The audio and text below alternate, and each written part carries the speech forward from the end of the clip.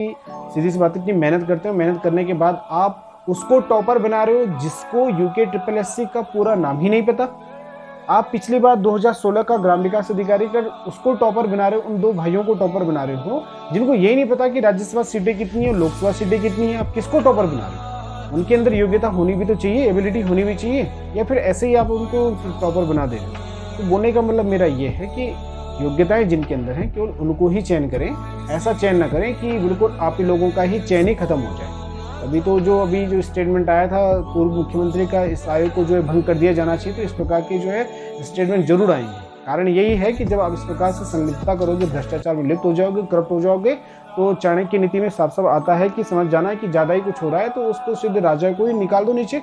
और भारतवर्ष की भूमि तो ऐसी है कि यहाँ पे पहला श्लोक जब जाता है या गीता में, जब धृतराष्ट्र से जो है, धृतराष्ट्र का संबंध यहाँ पे आप समझ जाओगे टॉपिक क्या जा रहा है कि धृतराष्ट्र संजय से पूछते हैं कि हे संजय, कि कुरुक्षेत्र में क्या चल रहा है। तो गीता की शुरुआत ऐसा नहीं होती कि गीता में बिल्कुल डायरेक्ट सीधे युद्ध आ गया, 18 दिन का युद्ध चल गया, पहले ऐसा नहीं होता। सीक्वेंस में चीजें कैसे चलती हैं कि पहले पूछा जाता है कि चल क्या रहा है कुरुक्षेत्र में, पांडव आसपास में, पांडव और कौरव जो आमने सामने, तो चल क्या रहा है। संजय से क्वेश्चन आता है तो एक श्लोक आता है कि धर्म क्षेत्रे कुरुक्षेत्रे समवेता युवत्सव मामकः पांडव सेवा किम कुर्वन्तु संजय। हे संजय, चल क्या रहा है। वही आप लोगों का, विद्यार्थियों का, सभी का ये प्रश्न है कि आखिर आयोग में चल क्या रहा है।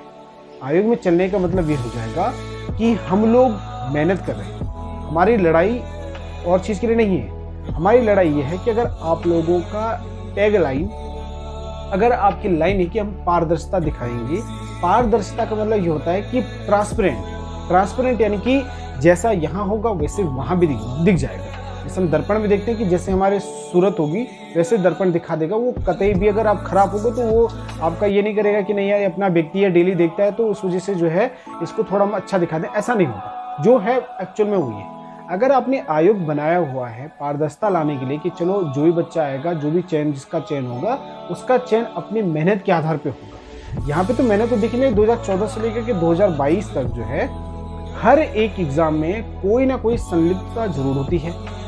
अगर हम बात करें वहाँ के उच्चाधिकारियों की, उच्चाधिकारी भी इसमें संलिप्त हैं। इतने धन का जो सब धन जाता है 14 लाख 15 लाख, अभी जो, अब देखो ये तो हमारे शब्द नहीं है, ये तो दुनिया भी देख रही है, पूरा भारत देख रहा है, पूरा उत्तराखंड देख रहा है कि जब वो सीबीआई लगी है इसके पीछे कितने लाख पाए गए हैं, क्या ये कौन करता है।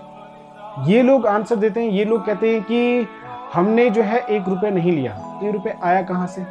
अगर इन्होंने कोई भी रुपए नहीं लिए, कुछ भी नहीं करा इन्होंने, तो जो लोग पकड़े गए इन लोगों ने इनके नाम क्यों कहे? कारण क्या इसका? क्या करोगे? बच्चों का आपको यकीन नहीं होगा कि एक मध्यम वर्ग फैमिली का बच्चा जो देहरादून में जो रहता है, जो कोचिंग करता है, अपने जीवन काल में, मैं बता देता हूँ, सिर्फ 2 साल का मैं आपको एवरेज बता देता हूँ कि कितना उस व्यक्ति के ऊपर बोझ आता है पैसे के आर्थिक मामले में। मैं आपको बता देता हूँ कि 1 महीने का अगर 1500 रुपये फीस है तो 1 साल के लिए अगर हम उसको 12 महीने से डिवाइड करते हैं लगभग 18,000 के आसपास जाता है। अगर वो कमरा भी देगा, वो सब कुछ करेगा, वो खाना पीना भी करेगा, तो अगर 4,000 में एक कमरा मिल जाएगा आपको प्रॉपर तरीके से। तो यानी कि 4,000 का जब वो कमरा लेगा तो 1 साल का अगर देखा जाए तो 12 चौको 48 हो जाएगा। यानी कि कुल मिला करके यहाँ पे 18 ये हो जाएगा। अगर वो 2 साल कोचिंग करता है बढ़ जाएगा, यानी कि आपका 50,000 तो यही हो गए, 20,000 हो जाएगा, 70,000 तो यही आसपास में जाएगा। 70 के साथ प्रैक्टिस सेट भी ज्वाइन करेगा भाइयों, है ना, उसको प्रैक्टिस सेट भी करवाना है। उससे जो है वो प्रैक्टिस सेट के साथ साथ 2-4 एक आधा इवेंट्स हो गए, उनका पैसा भी उसको देना है, रूम का रेंट भी देना है, इधर से खाने पीने का भी देना है, घर भी जाएगा उसको, परिवार में 1-2 और, मतलब इतना लेके चलो कि 1,10,000, 1,20,000, 1,30,000 के आसपास हो जाएगा, है ना, इतना तो जाएगा।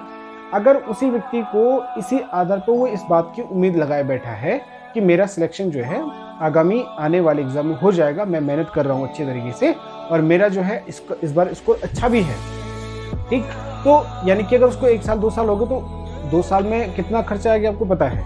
उसके बाद आप लोग क्या करते हो कि पैसे ले लेते हो किससे? वो लोग जो लोग देहरादून में जिंदगी नहीं जीना चाहते, उन्हें जो है शॉर्टकट चाहिए। शॉर्टकट यानी कि उनके पास विरासत में चीजें बहुत सारी है। विरासत यानी कि आपका संपदा बहुत सारी है। हम लोग तो ऐसे लोग हैं कि हम लोग तो स्वयं से ही करेंगे तो स्वयं ही मिलेगा। हमारे पास तो किसी का एफोर्ड भी नहीं पीछे से कि कोई हमको पैसे ला के देगा या फिर इस टाइप का होगा, कुछ भी नहीं हम लोगों के पास। हम लोग इसी आश्रय पे हैं कि चलो भर्ती आएगी, हम लोग अच्छी तरीके से तैयारी करेंगे और हो जाएगा। और आप देख रहे हो कि चल क्या रहा है, आप पेपर देख रहे हो कि कैसे लीक हो रहा है, पेपर हो रहा है, टेलीग्राम पे पड़ रहा है, जगह जगह जा रहा है। इसके लिए कौन जिम्मेदार है? अगर आप लोगों ने सब कुछ करा था, बैठक बैठाई थी, इतने उच्चाधिकारी हैं, हाई मतलब बोलते नहीं कि आपको पता है कि हाई एजुकेटेड जिनको हम कहते हैं, जिनका बिल्कुल ब्रेन इतना साफ माइंड होता है कि वो एक सेकंड में बता सकते हैं कि आगे होने वाला क्या होगा। आप लोग भविष्य बच्चों का जो ये जो मध्यम वर्ग के जो बच्चे हैं या कोई गरीब बच्चा है कि हाई लगने का जब लगता है ना करके, तो सब का सब पीछे बैकअप में आना पड़ता है। और जिस दिन मैं बोल क्या रहा हूँ कि जब तक किस्मत सही चल रही है तो ठीक है, तब तक आप चाहे 1 करोड़ लो, 10 करोड़ लो, 50 करोड़ लो, कोई फर्क नहीं पड़ता, तब तक सब कुछ ठीक है। लेकिन आपको पता है कि असत्य एक ऐसी चीज है जो कभी ना कभी सामने तो जरूर आ जाती है ना, क्योंकि आप कितना झूठ बोलोगे। अभी आयोग का स्टेटमेंट आया था, हम लोगों का स्टेटमेंट सब कुछ पड़ा, हम पर रिकॉर्ड है सब कुछ। अगर कोई कल के दिन अगर हमें भी कुछ कहता है, मैं डायरेक्ट आयोग को इसलिए नहीं कह रहा कि या फिर आयोग के उच्च अधिकारी, मैं किसी को नहीं कह रहा। मेरा बोलने का मतलब है कि जो चीज गलत है वो चीज गलत ही है। आयोग में चाहे कोई भी अधिकारी हो, सीधी सी बात है, ले रखा है, क्योंकि अभी 1-2 ने स्टेटमेंट दिया था, वो हमारे पास रिकॉर्डेड है। तो उसमें साफ साफ कहा गया था कि किसके द्वारा पैसा लिया गया, किस होटल में पैसा लिया गया था, कितने में बात हुई थी, ये सब पता है। तो जब मैं बोल क्या रहा हूँ कि इन चीज़ों को आप छोड़ दीजिए, इन चीज़ों को बच्चों का जो है खिलवाड़ ना करें। जो लोग इसमें जो शामिल होते हैं, आप लोगों से ये रिक्वेस्ट है कि कुछ चंद रुपयों के लिए जो है आप बच्चों के भविष्य के साथ ना खेलें। क्योंकि बच्चे क्या करते हैं कि सीधी सी बात है कि मेहनत करते हैं, मेहनत करने के बाद आप उसको टॉपर बना रहे हो जिसको यूके SSSC का पूरा नाम ही नहीं पता।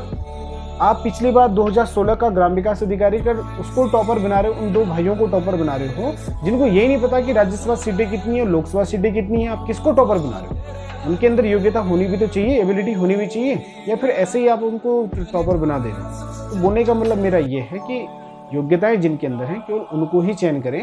ऐसा चयन ना करें कि बिल्कुल आप ही लोगों का ही चयन ही खत्म हो जाए।